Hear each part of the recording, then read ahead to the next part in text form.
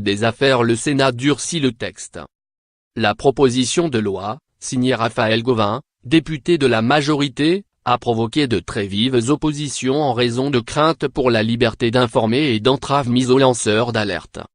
Lire aussi. Des lanceurs d'alerte, associations et journalistes interpellent Macron sur la loi sur le secret des affaires.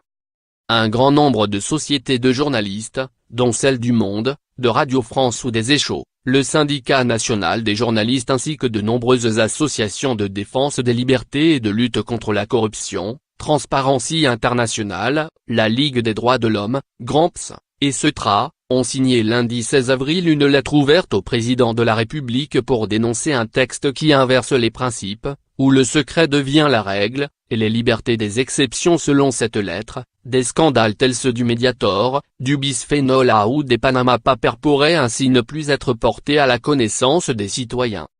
Nicole Belloubet, ministre de la Justice, a réaffirmé mercredi devant le Sénat que cette transposition est équilibrée et ne comporte aucune restriction des libertés publiques. La proposition de loi prévoit de fait que le secret des affaires n'est pas opposable lorsque l'obtention ou la divulgation d'une information est intervenue pour exercer le droit à la liberté d'expression et de communication, y compris le respect de la liberté de la presse, et à la liberté d'information.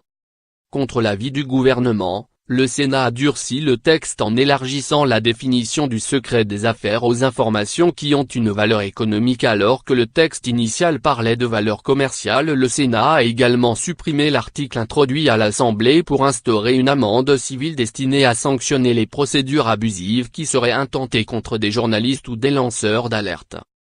Ces procédures bâillons, même si elles échouent au fond, sont destinées à décourager associations et organes de presse en raison du coût des longues procédures judiciaires.